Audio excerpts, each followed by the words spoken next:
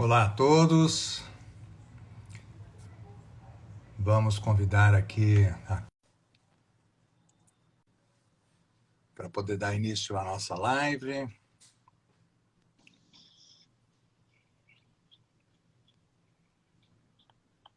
Oi, Oba, tudo bom?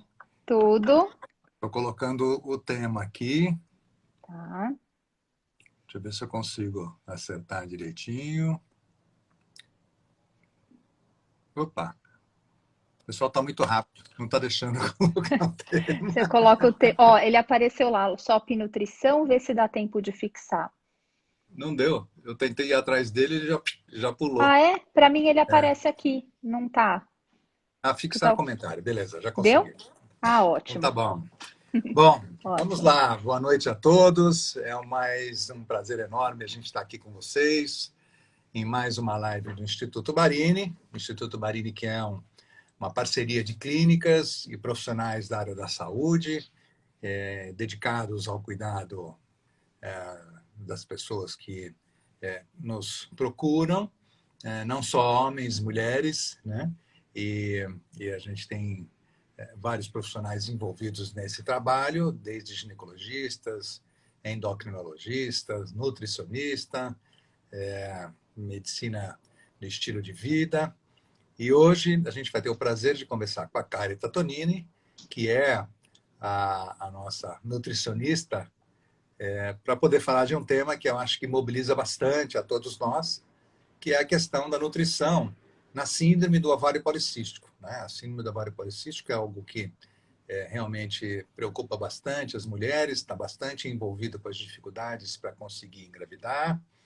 E então a gente vai discorrer um pouco das interferências que existem da parte nutricional nessa patologia, nessa síndrome, né? Que não é bem uma patologia única, mas um espectro de vários pequenos problemas que podem combinar com dificuldades de gravidez. Só para então a gente poder aproveitar melhor essa live, primeiro lembrar que se você tem algum amigo que acha que vai ser legal você convidar para participar, usa aí o aviãozinho para mandar o convite e também que as perguntas sejam colocadas naquele balãozinho com a pergunta de interrogação, porque assim fica mais fácil depois para a gente conseguir coletar e dar tempo de fazer as respostas a tempo. Carita, pode Ótimo. falar então, é um prazer, a gente está aqui de novo. Né? Prazer é meu também, fico bem contente. Esse é um assunto que já há algum tempo eu gostaria de falar a respeito, né? Tenho algumas pacientes com SOP e eu vejo assim a importância dos manejos nutricionais quando essa síndrome está presente. Né? Algumas questões aí de saúde não são tão beneficiadas com manejos nutricionais, mas a SOP sim. Né? Inclusive, também seria interessante a gente estar aqui com o Dr. Marcelo, né, o endócrino da equipe, fazer um trio para falar sobre SOP, né, porque eu sinto que é nutrição, a endocrinologia e a ginecologia, né, o trio que seria interessante aqui, mas numa Claro, próxima o Marcelo com certeza também estará. sem dúvida, sem dúvida. Uhum. O que a gente poderia começar então, Carita, se a gente pudesse falar, como é que a gente faz o diagnóstico da SOP? Quem que tem SOP? Qual é a mulher que apresenta a síndrome do ovário policístico? Né? Ótimo. Então, ainda hoje é considerado como consenso o critério de Rotterdam, né? Esse critério, a SOP é diagnosticada quando tem pelo menos dois desses três sintomas. Então, a mulher ela tem que apresentar hiperandrogenia, né? Que aí é aumento principalmente da testosterona, Uhum. oligo ou anovulação, né, que são mulheres aí que têm os ciclos menstruais maiores que 35 dias ou menos de 10 menstruações no ano, né, isso é oligo ou praticamente não ovulam, ou ovários policísticos encontrados no ultrassom. Né? Então, dois desses critérios já caracterizam a SOP. E tem uma curiosidade que fizeram um estudo antigamente e eles consideravam vantagens de sobrevivência às mulheres que tinham SOP, né, lá Olha só. atrás. Eu achei bem interessante, porque esse É. aumento de androgênio nas mulheres, a gente até conversa sobre isso, né? Ele resulta em atitudes mais assertivas, né? Quando a mulher tem a testosterona mais alta, então tem essa questão da ação que ela é benéfica para a mulher, né? Com a testosterona um Uhum. pouco mais alta.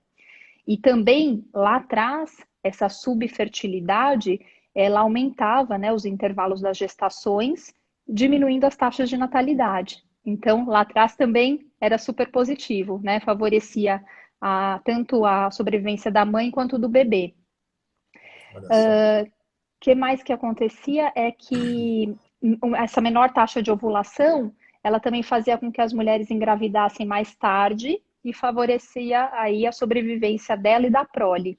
Hoje em dia isso já não é mais verdade, né? Até porque o meio era muito propício lá atrás. Hoje em dia já está bem diferente, né? O acesso irrestrito à comida, a diminuição da atividade física, já entra num lugar menos saudável do que era considerado lá atrás pelo que se vivia, né? Mas eu achei bem Ah, sem interessante dúvida. esse estudo.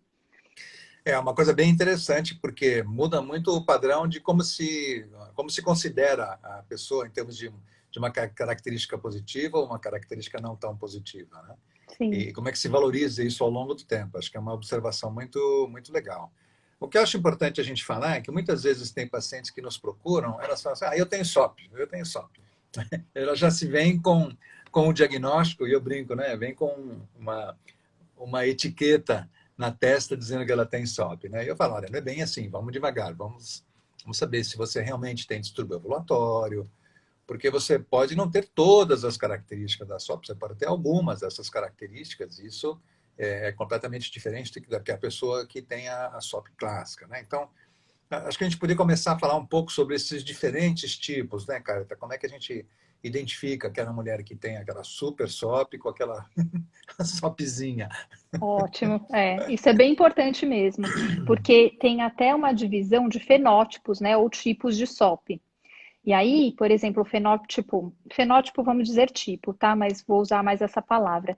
O fenótipo A ou completo é aquele que realmente a mulher tem todas as características. Tem aumento aí da testosterona, hiperandrogenia, tem disfunção ovulatória e tem ovário policístico. Então, esse é o fenótipo A. O B tem a disfunção ovulatória, né? Ela quase não ovula, mas não tem cisto no ovário. Esse também é uma síndrome de fenótipo B. A C é o fenótipo ovulatório.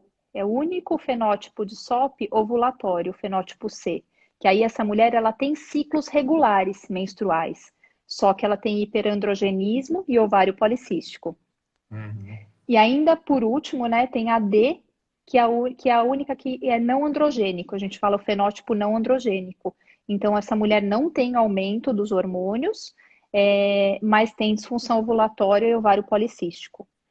O que que acontece e por que que é tão importante é que a A e a B são mais completos, né? Então, esse A e B, o fenótipo A e B, é onde a mulher realmente vai apresentar algumas características bem chatas, assim, desconfortáveis para a mulher, que é o hirsutismo, né? Aquele Uhum. crescimento dos pelos em locais inadequados, como barba, né? Para a mulher, assim, no meio do peito, acne, né? Normalmente esses dois fenótipos têm muita acne, alopécia, né? Queda de cabelo e seborreia.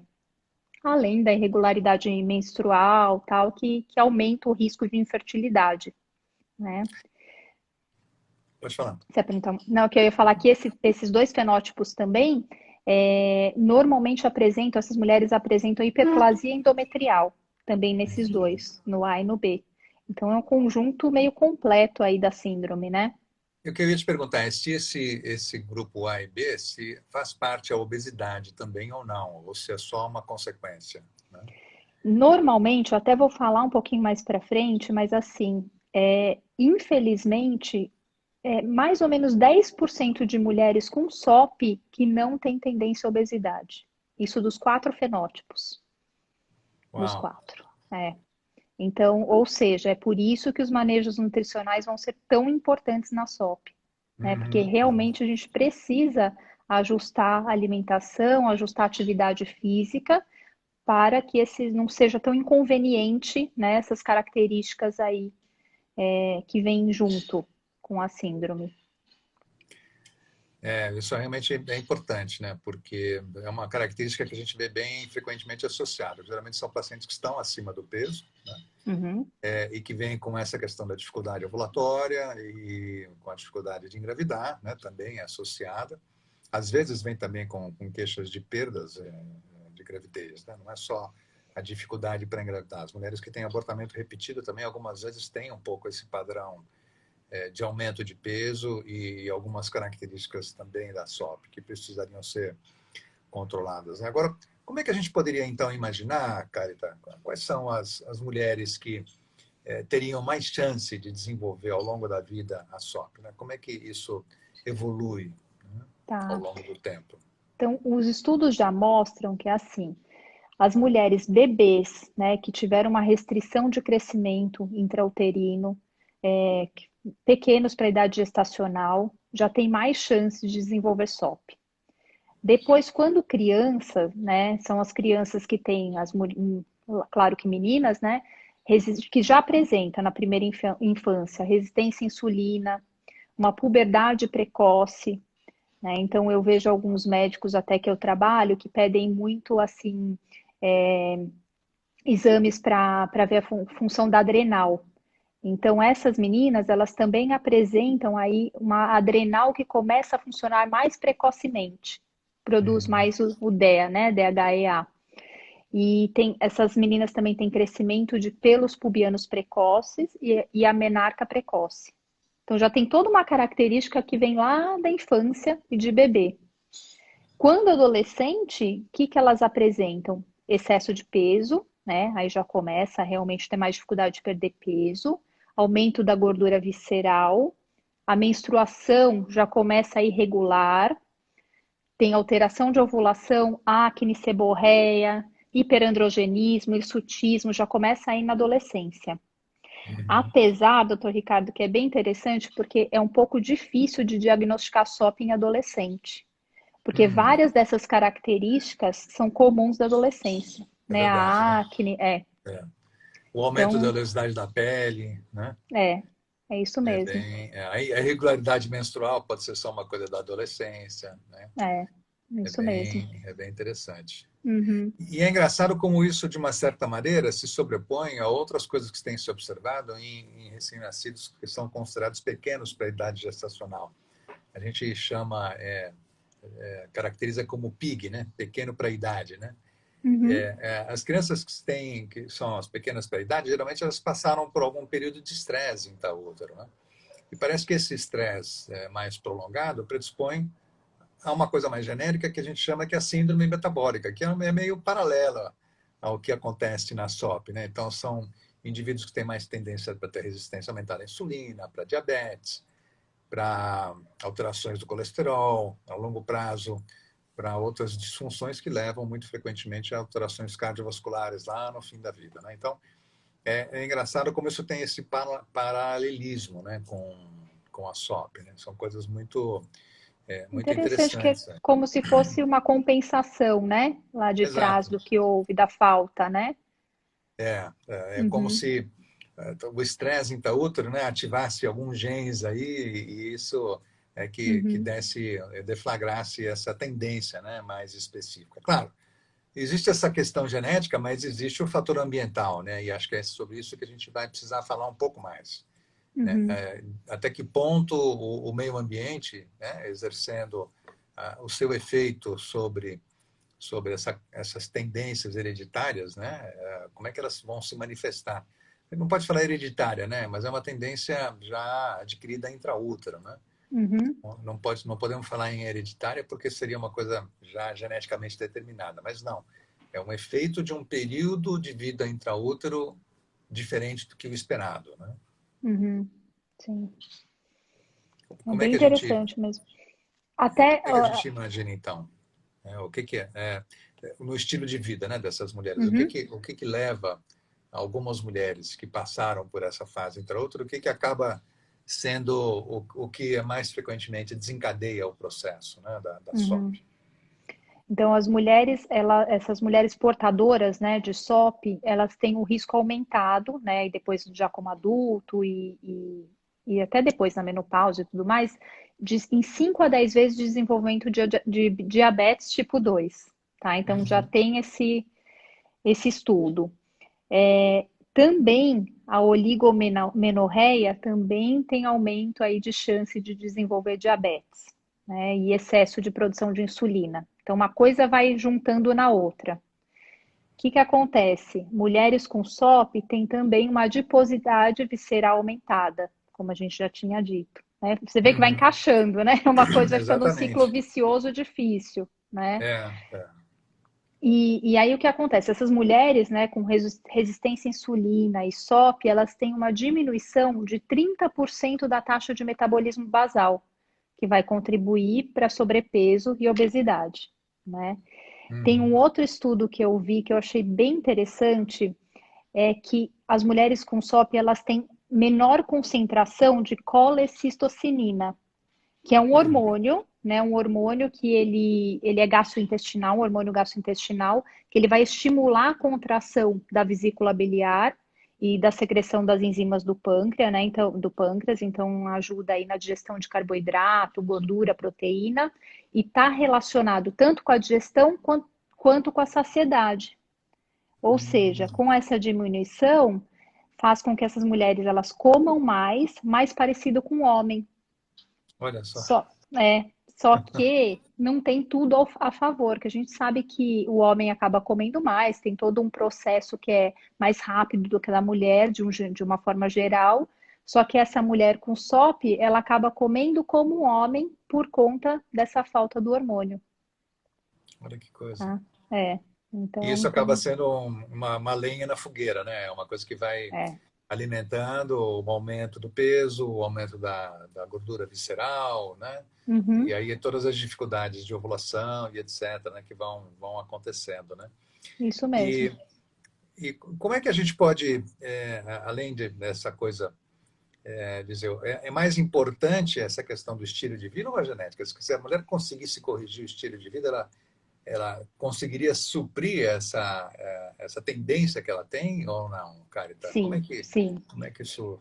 Esse é o ponto, né? O estilo de vida aí adequado. Eu tenho algumas pacientes com SOP, né, que conseguiram aí modificar o estilo de vida e faz toda a diferença. São duas pacientes que são magras, né? Elas não eram antes, agora elas conseguem se manter magra com um bom estilo de vida. Elas brincam, ó, isso é para sempre. E eu falo, é para sempre para todo mundo, na verdade, né? O estilo de É, vida, o bom estilo de vida, né? A qualidade, tudo da alimentação e tudo mais.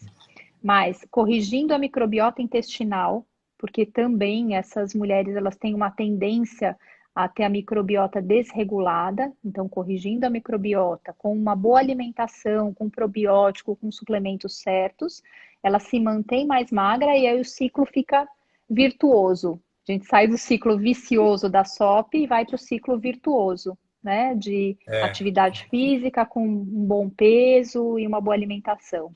Eu brinco com as pacientes que são portadoras de tendência para trombose, né, de trombofilia, né? É a mesma coisa, né? Quer dizer, olha, o que você pode fazer para a sua trombofilia ao longo da sua vida, né? Como é que você vai evitar de ter um infarto, evitar de ter, de fazer o que todo mundo tem que fazer, né? É tentar, não pode engordar, né? Não pode ficar diabético, não, né? Tem que ter uma vida minimamente ativa, você não pode ser totalmente sedentário, não precisa ser atleta, triatleta, não é isso. Uhum. Mas é que realmente tem que tentar fazer uma melhora na qualidade do estilo de vida para ter uma influência positiva. Eu sempre brinco com as pacientes, olha, você tem que pensar como é que você vai estar com os seus 70, né? Eu já falei isso em algumas lives aqui, Mas né? E vale volto a repetir, porque é falar. isso mesmo. Vale repetir, né? Sempre vale repetir, porque como é que a gente consegue ter uma melhor evolução? Quando a gente tem um estilo de vida condizente. Eu sei que é chato, né? Pode parecer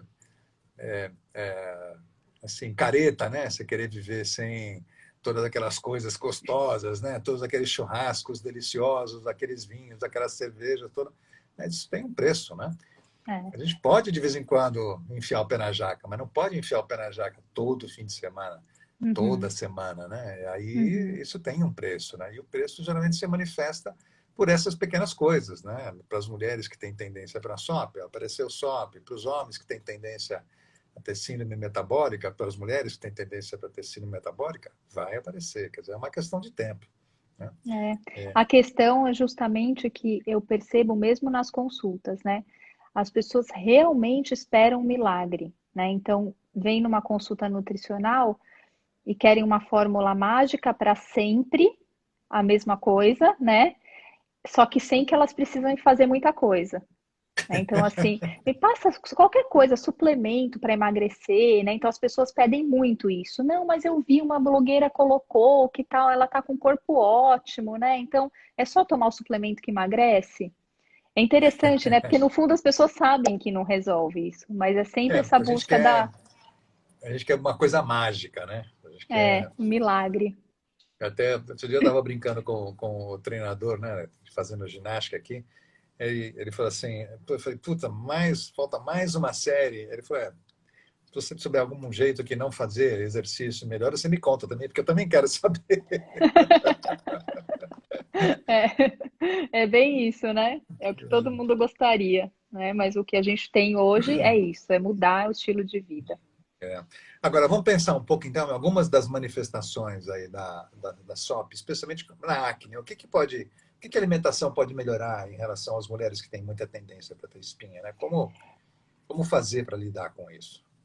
Então, na alimentação, de uma forma geral, também é para todo mundo, né? É diminuir os alimentos inflamatórios, né? Que normalmente o quê? Os laticínios, muita carne vermelha, chocolate. Então, diminuir esses alimentos. Não é que precisa tirar totalmente, mas tem que entrar num lugar que eu gosto muito, a gente sempre fala, né? Da pirâmide mediterrânea. Porque Uhum. essa alimentação mediterrânea é muito mais saudável. Entra tudo, mas tudo no seu devido lugar, né? Não é assim como aqui no Brasil, que todo mundo come carne vermelha todos os dias. Muita gente faz isso, né? Aham, Pode comer? Sim, mas dentro de uma quantidade aí, uma vez por semana, né? Comer mais peixe, que é uma dieta mais anti-inflamatória.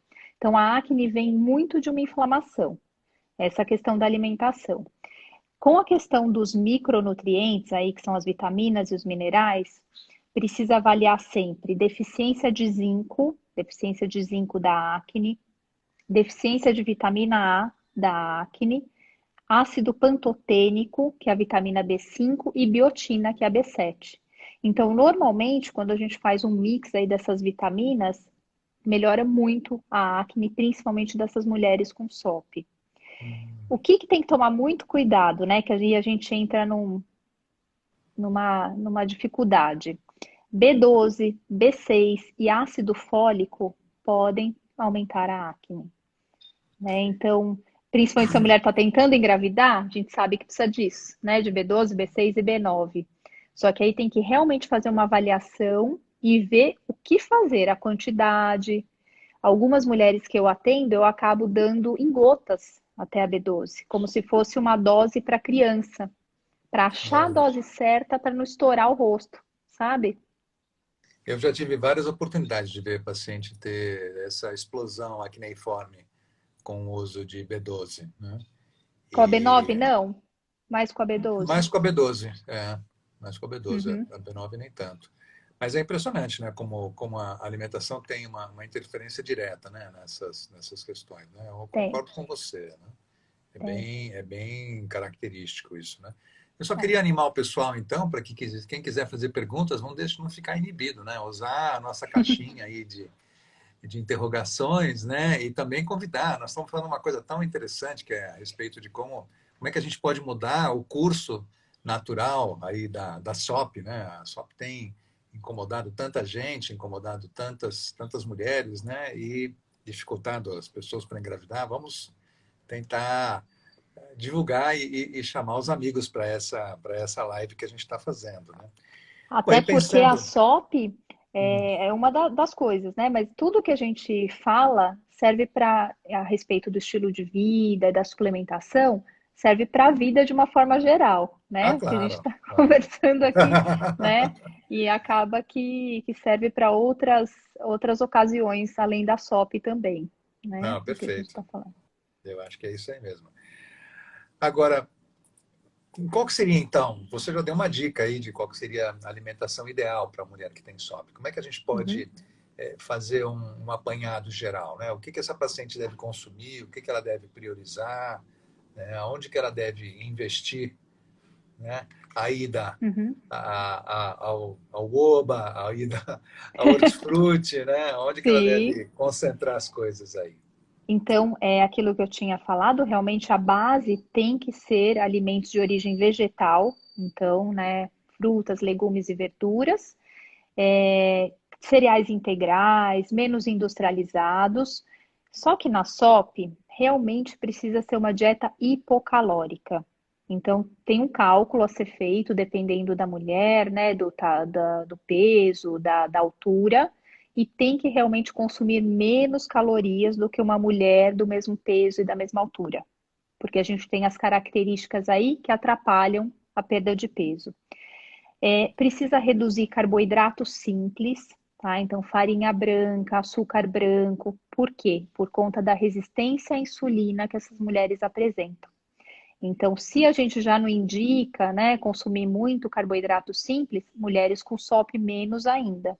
Então, Hum, realmente precisam consumir alimentos integrais. O que mais que aumenta a insulina? Gordura saturada, né? Então, a carne vermelha, muitos laticínios. Então, também essas mulheres devem diminuir a gordura saturada. O que é muito interessante, né, e que eu vi na prática, isso eu vi em estudos, mas na prática também, é que perda de peso de 5% já tem um efeito super positivo na diminuição da insulina, da testosterona livre e aumento do SHBG. Então, 5% que ela perca aí de peso já faz diferença, que sabe, para a incrível, né? melhora das características da SOP. É, Se for ver, 5%, não é tanto assim. você pensa numa mulher que está com 80 quilos, são 4 quilos, né? É É, quase nada. É é. quase nada, né? Os exames são outros quando essa mulher perde 4 quilos tendo 80, né? Vamos pegar esse número só para. Uhum. São outros, é outro exame. Muito interessante, assim. Nem parece que é da mesma pessoa.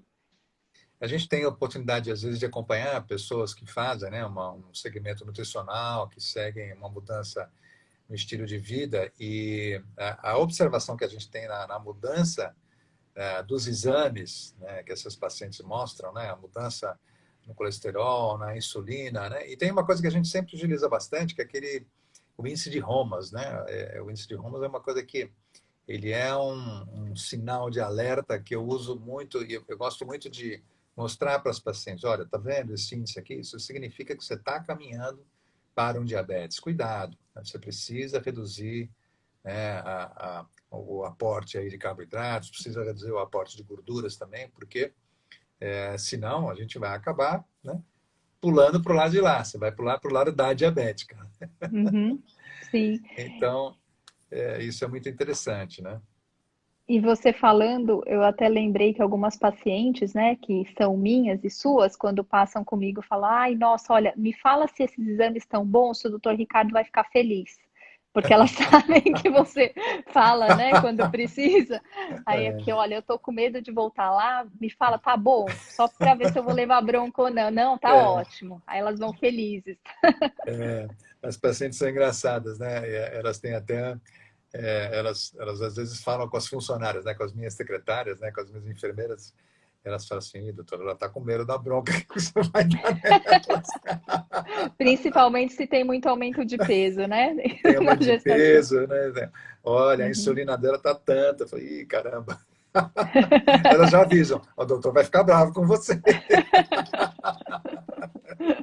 Já sei mesmo, elas não querem te desapontar, né? Porque no É, fundo elas percebem realmente que faz diferença tudo isso e que é importante, né? Quando você diz, mas às vezes escapa aqui e ali, né? E vão com medo. e Carita, essa alimentação, ela consegue corrigir essa questão da disbiose intestinal? Como é que a gente consegue manipular, né, a alimentação ou a suplementação para conseguir melhorar a qualidade do microbiota, né, Uhum, intestinal? E isso tem uma importância enorme, porque hoje em dia tem uma série de estudos que falam da importância até da microbiota no endométrio, né? Não era só na vagina, né? Até no Uhum, endométrio hoje já tem estudos, né, mostrando que é importante a gente ter um equilíbrio da flora intestinal, um equilíbrio da flora endometrial, né, uhum, para com certeza. conseguir um resultado melhor aí de taxa de gravidez, de evitar aborto. Como é que a gente manipula, então, essas coisas com a alimentação para conseguir um equilíbrio na flora intestinal? Então, normalmente, né, pela alimentação é possível, né, se a pessoa realmente conseguir fazer as mudanças. Como eu sei que nem sempre é possível rapidamente, e a pessoa às vezes quer engravidar, a mulher quer engravidar, então precisa ser mais rápido, eu já entro junto com essa mudança do estilo de vida, da alimentação, com probiótico, né? Aí sempre me perguntam, qual que eu uso? Eu vejo caso a caso. Como a gente pode regular essa microbiota intestinal dependendo também do sintoma, né? Se a mulher é constipada, se ela tem diarreia, porque na SOP eu encontro as duas formas, eu encontro mulheres com diarreia e mulheres constipadas. Nossa, é E aí a mesmo. gente, pelo E menos na minha prática, as duas formas aparecem. como é que seria a manifestação da mulher com diarreia, assim, do ponto de vista como é que seria a manipulação que você utiliza, então? Para diarreia, É, são cepas também, né, de bactérias, só que aí eu uso normalmente mais o probiótico só, né, só hum, a bactéria. Dependendo, quando entra mais a constipação, eu uso o simbiótico, que é o pré-biótico, que são as fibras, junto com o probiótico, que é a um bactéria. probiótico. Ah, Então, aí tá. eu vou fazendo a modulação intestinal dependendo com sintomas. E é importante em probiótico a gente rodiziar também, não é usar o mesmo probiótico para sempre, né? Tem que ir Hum, ajustando conforme aí as características, gases com mais cheiro ou não. Então a gente vai ajustando através desse rodízio das cepas. É bem hum. importante, até saindo um pouquinho da SOP, mas falando de uma forma geral, cada vez mais eu vejo a importância bebezinho usar probiótico, né? A gente faz no leite materno mesmo, faz Olha só. toda a diferença para a questão de cólica, sabe? Então, a mulher, a gestante, se ela também usa o probiótico na gestação, é bem diferente, né? A questão é de constipação, da motilidade e tudo mais. Que é Então, como cada se o vez bebê mais eu já, vejo. ele Pode também falar. já tivesse uma facilidade de colonização de uma qualidade melhor, então. Isso mesmo. Olha que barato. Eu Isso tive já viria no algumas leite? experiências. Sim, sim. E Olha. depois também, né? O bebê como lactente, né? Na hora de amamentar, dá para a mulher tirar um pouquinho de leite, dissolver lá o probiótico e dar para o bebê. Né? Isso também já é possível e é indicado, inclusive para as cólicas e tudo mais. E faz diferença. Tem muito estudo legal em relação a isso, né? Cada vez que eu procuro, tem algo novo. E até a gente falando sobre a SOP, a microbiota intestinal, ela tem relação direta com o aumento de androgênio, resistência à insulina e inflamação. Ah, Então tá aí bom. Explica melhor isso aí, porque essa eu não sabia. tem essa relação direta, né? Que é isso que a gente está falando. A questão que a gente achava antes que microbiota era, bom, então tá, intestino preso, solto, só.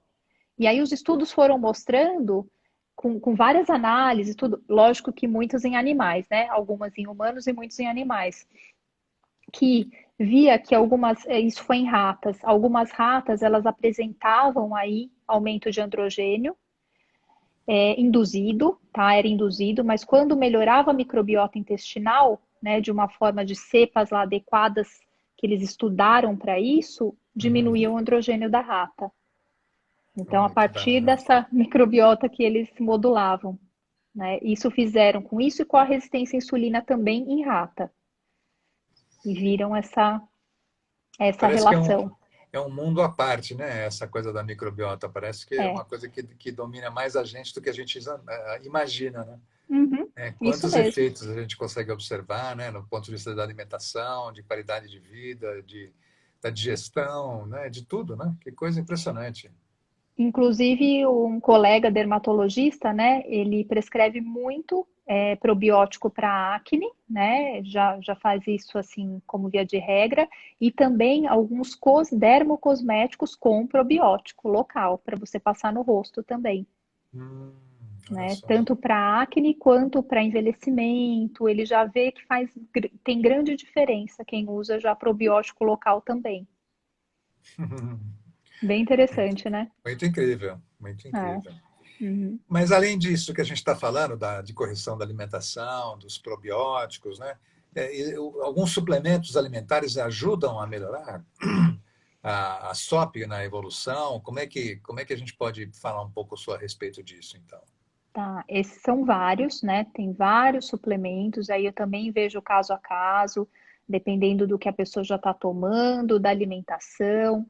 Mas, por exemplo, o ômega 3, né, em torno de 4 gramas por dia em mulheres com SOP, já está relacionado também com diminuição de glicose, de insulina, de LDL, que é a fração do colesterol, e do colesterol total. Então, o ômega 3, ele é benéfico para todo mundo, com certeza, mas muito também para essas mulheres com SOP que apresentam essas características. Tá? Mas você Então, está falando de 4 gramas por dia. É bem interessante pensar nisso aí, porque são 4 tijolinhos, né, de ômega 3 por dia, né? É bastante, não é? é bastante. É uma quantidade que, lógico, né? Aí tem que fazer um cálculo, dependendo do que a paciente come, se ela utiliza aí peixe, se ela usa linhaça, aí não precisa ser tudo por suplemento, né? Via oral. Uhum, Mas aí uhum. é esse o estudo que mostra que realmente tem um efeito benéfico. Até aí o outro que se fala muito, que a gente até estava conversando mais cedo, é inositol, né? O Sim, inositol se fala sim. muito para SOP e ele tem um efeito super protetor porque ele aumenta a HDL, que normalmente mulheres com SOP também apresentam uma baixa de HDL, que é o colesterol bom, diminui triglicerídeo, né, o inositol, e melhora a fertilidade. Acho que você ouviu bastante falar sobre a fertilidade, né? Sim, sim. É. É. Aí, numa questão, a gente usa assim 2 gramas de inositol, tal, que também diminui o hirsutismo, essa questão do crescimento de pelos. Eu acho que o inositol, né, eu sinto que é um dos mais completos para a SOP, né? Então, assim, normalmente não pode faltar o inositol nessa E a hora de dose é tratar a essa SOP. mesmo, então? Entre 2 e 4 gramas também ou não? É assim, depende. Por isso é uma coisa que é uma quebra-cabeça, né? Eu brinco, porque eu fico lá fazendo os estudos e contagem para ver o que que eu vou fazer. Mas, por exemplo, se o que é principal lá é tentar regular a menstruação, a gente faz um mix, coloca lá 1,2 gramas de inositol ou inositol, coloca B9 junto com inositol, coloca a vitamina D, mais uma dieta hipocalórica. Esse mix disso tem um bom resultado Então, para a qual que é a questão. diferença do inositol para o mioinositol? Tem alguma diferença significativa ou não? Não, na verdade, tem estudos com mais estudos com mioinositol, que é uma forma, né? Só uma forma aí de absorção, mas eu já vi outros que agora estão saindo só com inositol, que funciona também, né? Uhum. Como tem mais estudos, as pessoas acabam prescrevendo mais o mioinositol, mais por conta do estudo mesmo. Ah, mas tem Uhum. uns mix que a gente faz, às vezes coloca também o ácido alfa-lipoico, que é para ajudar aí nessa regulação do ciclo menstrual, principalmente para as mulheres com SOP que querem engravidar. Então, Ah, esse aí tá. tem que ser o foco maior.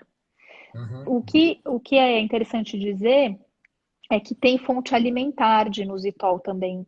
Então, por exemplo, as frutas cítricas são muito ricas em inositol, só o limão que não, mas as outras sim.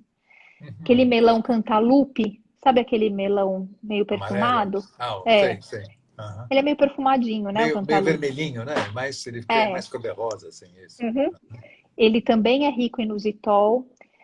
O feijão, desde que ele seja germinado, ele também tem inositol, porque a gente precisa ativar as fitases. Sabe o fitato do feijão, que é aquilo que a gente normalmente deixa de molho, porque dá gases, né? Uhum. Ele tem um Uhum. efeito positivo. Se você germina ele, ele libera o inositol.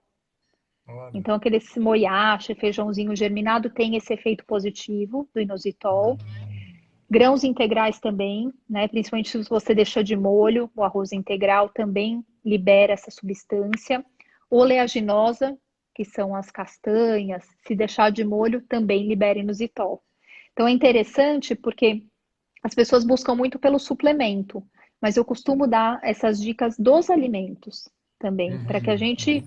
pela alimentação, também já supra, né?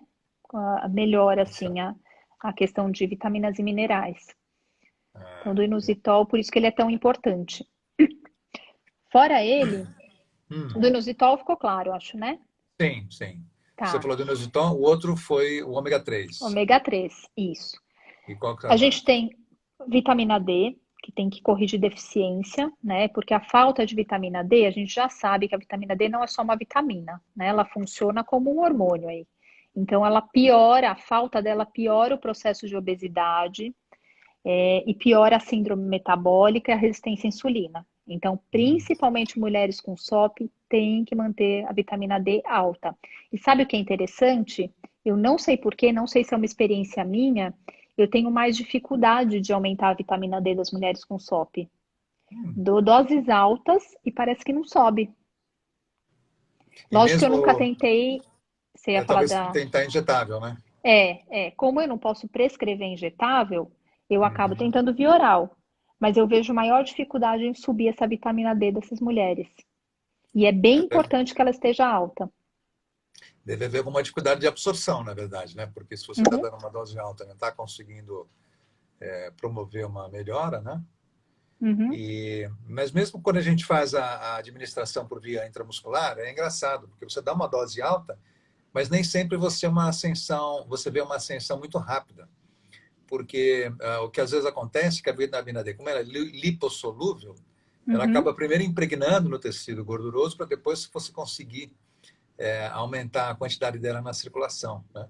Ela tem um pouco o mesmo comportamento da vitamina A. Ela tem, essas lipossolúveis, elas vão se impregnando bastante. Então, se tem uma deficiência significativa, demora uhum. até a gente observar essa melhora da quantidade circulante, porque parece que há uma necessidade da impregnação do tecido gorduroso primeiro, né? Isso se for intramuscular. Isso, é. A endovenosa já Da venosa eu não tenho prática com ela, não, tá, nunca utilizei. Eu sempre uso na forma intramuscular para essas tá. reposições que eu quero fazer, ou um pouco mais intensas ou um pouco mais rápidas, né? Uhum, sim, Especialmente para as mulheres que estão tentando engravidar, né? tá. Agora, Carita, além dos suplementos, você tem mais alguma coisa ainda para falar dos suplementos? Tem, Não. Então vamos lá. tem muitos. Eu vou falar dos principais porque é muito estudo. Mas assim, a vitamina D, né, também como as pessoas perguntam muito, quais são as fontes de vitamina D, né, além da suplementação? É óleo de fígado de bacalhau, óleo de salmão, ostra crua, peixe e ovo cozido, né? São as principais fontes aí de vitamina D, tá? Uhum. Fora ela, né, que também me perguntam muito, coenzima Q10. A coenzima Hum, Q10, ela também tem relação com essa diminuição da resistência à insulina e também diminui a taxa de androgênio livre, né? Então, no caso de mulheres com SOP, também são bem-vindas. Aí até perguntam assim: ah, mas então o homem vai diminuir a testosterona e tal, né? Usando coenzima Q10, porque alguns homens ouvem eu falar e aí perguntam, então não quer tomar, né? Coenzima Q10. Mas não, não acontece isso. Acontece realmente para as mulheres com SOP, essa diminuição com a coenzima Q10. Outro que acho que você já viu eu prescrever é o NAC, né? N-acetilcisteína. uhum, uhum. O NAC, o que ele é interessante? Muitos estudos, eles mostram melhora, assim, da questão da insulina com NAC também, quando está associado ao citrato de clomifeno. Aí Hum. eles percebem essa diminuição da insulina. O NAC sozinho, não. Né? O citrato de clomifeno, acho que você pode explicar melhor, que é um medicamento, né? Que é É, prescrito por médicos. o citatocomisfeno, ele, na verdade, ele é um anti-estrógeno, é um medicamento Uhum, que foi introduzido na prática médica na década de 50 do século passado, já tem um bom tempo aí. E ele foi inicialmente pesquisado para tratar câncer de mama. As mulheres que tinham câncer de mama tomavam o citrato de clomifeno como um anti-estrógeno que era para bloquear a produção, né, bloquear o efeito estrogênico, né? uhum, Só que o que aconteceu é que muitas vezes mulheres que tinham dificuldades para ovular ou até para engravidar, tomavam o clomifeno para tratar o câncer de mama e acabavam engravidando, acabava percebendo uma melhora do ciclo menstrual, e foi isso que chamou a atenção para a possível utilização do citrato de clomifeno como indutor de ovulação. E é Uhum. assim que a gente utiliza, né? É feito normalmente um período curto no começo do ciclo menstrual, né? Normalmente entre o segundo e o sexto dia, ou no máximo do terceiro ao nono dia, são 5 dias habitualmente que se usa. E o que acontece é que o citrato de clomifeno ele dá uma enganada no hipotálamo. Ele bloqueia o hipotálamo e fala para o hipotálamo: está faltando estradiol na circulação. E aí o hipotálamo aumenta a descarga do FSH, que é o que acaba promovendo a indução da ovulação, né? Muitas mulheres que têm a SOP, na verdade, elas têm uma das dificuldades ovulatórias é porque elas têm uma inversão entre a quantidade de FSH e a quantidade de LH circulando. Vamos tentar explicar. O FSH e o LH são hormônios produzidos pela hipófise e que são os responsáveis pelo controle do ciclo menstrual. E, habitualmente, as mulheres têm o FSH, que é o hormônio folículo estimulante, mais alto do que o LH no começo do ciclo. O LH só deveria ter uma ascensão significativa na fase ovulatória, porque é ele que dá o clique para acontecer a ovulação. O FSH, ele prepara o terreno, né? Ele aumenta a produção do estrógeno, né? Ele deixa a situação lá propícia para o folículo acabar tendo a postura ovular, né? Tendo a ovulação, e quem que dá o clique é o pico do NH, que ele acontece depois do pico do FSH. E o que acontece com as mulheres que têm SOP é que elas têm uma inversão, elas têm mais LH do que FSH no começo. Então é importante dar uma enganada no sistema para conseguir trazer o FSH para cima e promover essa modificação importante para se promover a ovulação nesse grupo de pacientes, né? E essa é a função do clomifeno aí. Isso, o clomifeno tem Tá. esse efeito, né? Ele faz a Uhum. indução da ovulação, mais como dando uma enganada no corpo, dizendo, olha, está faltando estrógeno aqui. Aí, Uhum. de repente, vem essa onda estrogênica, essa onda do FSH e consegue corrigir, né? Uhum. Mais alguma coisa Interessante. de A suplemento? Não. última que eu acho importante falar é a carnitina, que também, Uhum. quando ela está associada aí o citrato de clomifeno, também melhora perfil lipídico, qualidade de ovulação e aumenta a taxa de gestação. Então, é legal quando a mulher já usa o clomifeno, que eu tenho uma paciente, por exemplo, que ela chegou para mim usando, eu associei a carnitina, né? E aí Uhum. foi bem interessante, realmente, o processo dela, associar algum suplemento com o clomifeno. Vamos aproveitar que a gente está chegando quase no fim do tempo, cara. E a Uhum. fitoterapia? Ela tem um papel importante aí para tentar ajudar o controle da SOP ou não? Tem, tem sim. Tem alguns fitoterápicos, né? Tem a quercetina, por exemplo, que é um fitoterápico que melhora a resistência à insulina, diminui o nível de testosterona, diminui o nível de LH. Então, a quercetina tem esse papel aí importante. Você vê que Uhum. a maioria, eles ficam aí, dos fitoterápicos e das vitaminas, agem muito aí nessa questão da insulina, né? Como é importante a Uhum. gente conseguir baixar a insulina, né? Super, Eu né? falo de mulheres com SOP ou não. Quando aparece lá uma insulina de 20, eu falo, ah, meu Deus, né? Porque a gente já vê que todo o sistema ele está prejudicado, né? Com uma insulina alta, dificuldade para emagrecer e por aí vai. Então é Uhum. interessante aí baixar a insulina, porque aí é meio caminho andado. É isso A mesmo. isoflavona, né? A isoflavona também é positiva, porque também diminui aí os níveis de androgênio. Tem um fitoterápico bem conhecido que é a Moringa oleifera, não sei se você já ouviu falar, Não, esse melhora não. parâmetro de insulina também. Uhum. Aí a gente até fala, nossa, o que usar, né? Aí quando chega a paciente com SOP, que eu olho direitinho qual que é o caso para ver que junção que eu vou fazer, né? Daí. Sei, sei. Aham. Uma questão bem interessante é o chá de hortelã, né? O chá de hortelã, eu não sei se já ouviu falar, que ele diminui libido. Você já ouviu falar sobre Já isso? ouvi falar, já. É. Isso é real, né? Diminui a libido e o que acontece? É indicado para essas mulheres com SOP tomar aí 2 xícaras de chá de hortelã por dia, por 30 dias, que também já diminui a testosterona, principalmente a testosterona livre. E aí a gente não indica, de uma forma geral, tomar muito chá de hortelã, porque realmente ele diminui a libido. É interessante, né? É broxante. O chá de hortelã não é o mais indicado aí. É, que maravilha. A canela, tá? A canela também é um fitoterápico bem interessante para diminuição de testosterona. Tem o fenogrego e uma outra que chama urtica dioica, mas sempre nesse lugar. Essa urtica dioica, ela regula o ciclo menstrual, então ela ajuda aí a regular o ciclo menstrual. Tem um que eu até te perguntei uma vez, porque esse aqui no Brasil é cadastrado como medicamento, né? Então eu não sei dizer, mas você parece que já não sentiu melhora, né? Que é a semifuga racemosa. Sim. Você É, já viu alguma ele é paciente um. usar? Para SOP, não. Geralmente a gente vê mais uso em mulheres pós-menopausa para tentar diminuir os sintomas do climatério, né? Como um Uhum, fitoterápico mais da linha fitoestrógeno, né?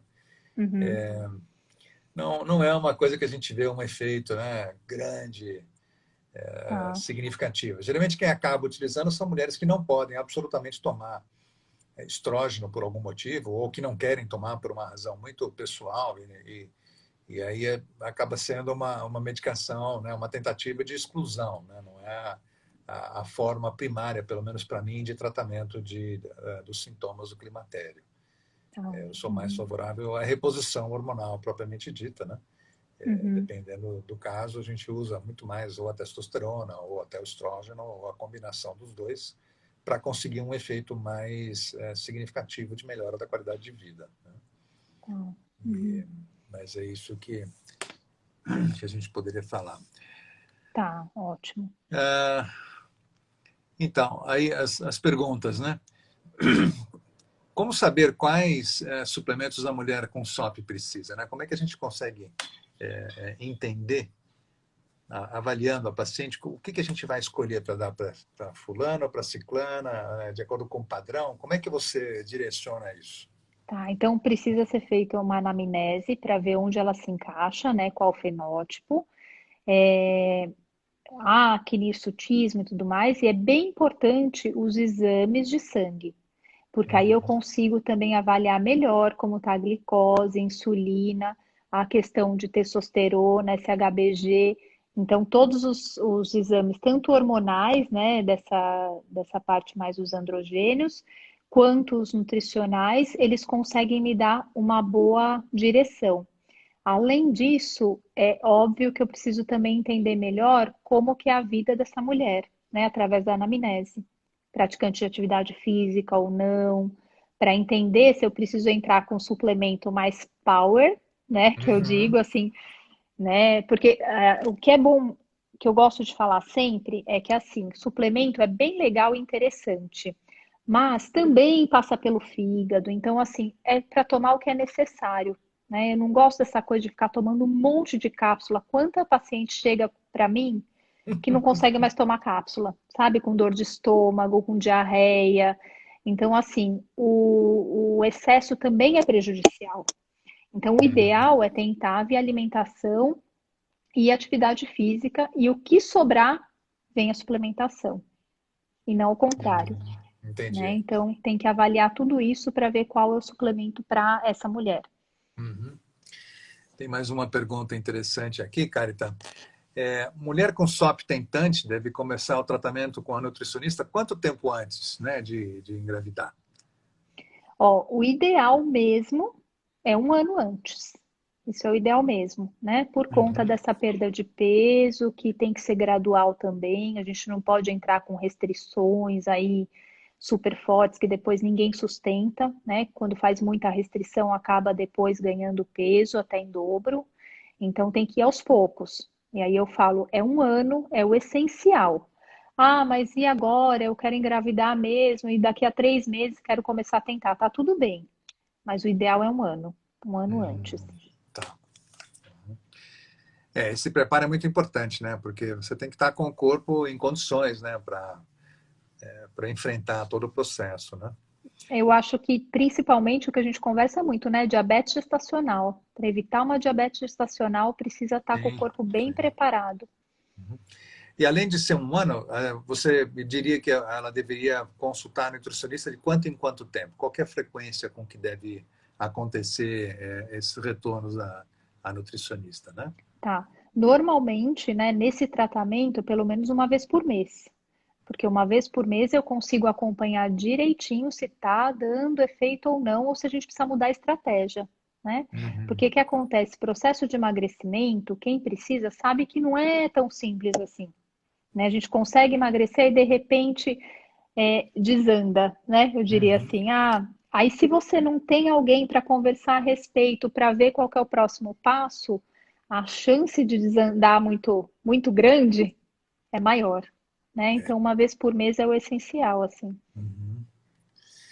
Mas que é importante. Eu acho que a gente conseguiu, cara, dar uma boa ideia da importância fundamental que existe na questão da qualidade do estilo de vida, na qualidade da alimentação, da necessidade de atividade física, né? Não precisa, volto a falar, ninguém precisa ser atleta, não é esse o objetivo.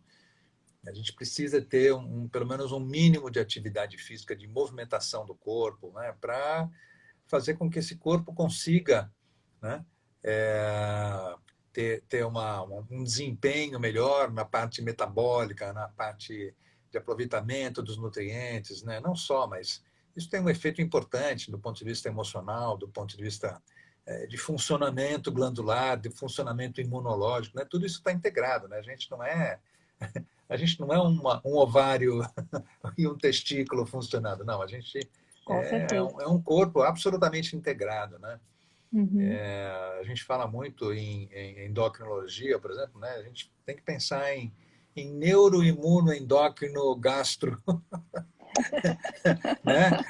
Sim, A integração, né? Ou seja, nós não podemos pensar nas pessoas como uma coisa destacadas do mundo em que elas vivem, destacadas de um meio ambiente. A gente tem que pensar que a gente faz parte de um todo, né? Não só que o nosso corpo é um todo, mas ele também faz parte de um todo. E se a gente não tiver essa abordagem para conseguir conversar com os pacientes e com a gente mesmo, nós não vamos perceber o que realmente é necessário, né? Aonde que a gente vai perfeito. precisar chegar para modificar, o que a gente tem que pensar em começar a encarar para poder pensar, na hora, a minha modificação vai ser a partir de X, vai ser a partir de Y, né? O que eu preciso mexer bastante em tal ponto, é mais na alimentação, é mais na compra que eu faço todo dia, é mais na visita que eu faço ao supermercado, é ao lado do supermercado que eu ando, e não o fato de ir ao supermercado, né? Uhum. Enfim, a gente tem hoje, como você falou, uma oferta muito grande de alimento, né? Não só a É. oferta, mas eu brinco, especialmente quando a gente está fora do Brasil, né, você vai andar pelos Estados Unidos, a quantidade de coisas que são colocadas à tua disposição, assim, com uma cara boa, né, tudo ali te encantando para você cair matando, isso acontece no nosso dia a dia. É. Acontece aqui, acontece em São Paulo, em qualquer lugar, né? É. Então, a gente precisa ter uma coisa mais centrada, mais pensada, mais internalizada de como que a gente quer estar nesse mundo, como é que a gente quer Uhum. viver nesse mundo, de que maneira que a gente quer, né, levar o nosso corpo e a nossa vida adiante, né? Aproveitar. A gente não está aqui Que durante são muito tempo, né? isso mesmo, e são as escolhas, né? Em viver ou sobreviver. Porque viver Exato. mal é muito ruim, né? Você ir Uhum. arrastando a vida sem saúde, né? Não faz sentido também, né? É isso aí, eu concordo plenamente. Carita, acho que a gente está Ótimo. chegando no fim do tempo, a gente conseguiu Uhum. responder as perguntas que foram feitas. Eu quero te Uhum. agradecer aí pelas informações muito preciosas que você conseguiu deixar para a gente a respeito do que pode ser feito para melhorar a qualidade de vida, o que pode ser feito para modificar a alimentação, quais são os suplementos que são importantes para a gente poder manipular e tentar, com isso, melhorar esses aspectos das pacientes que sofrem tanto com essa questão da síndrome do ovário policístico. Te Ótimo. agradeço, Fico boa muito noite. feliz também. E Aham. muito bom sempre, né? Nossas lives são muito gostosas de fazer. Eu também, adoro. Beijão para Ótimo. você, um beijão para Um todo mundo que beijo, ouviu beijo a para gente. todos. E lembrar que a live vai ficar aí no perfil do Instituto Barini, então. Tá bom? Uhum. Ótimo. Até. Um beijão, então. Até. Tchau, Beijo. tchau. Tchau. Tchau.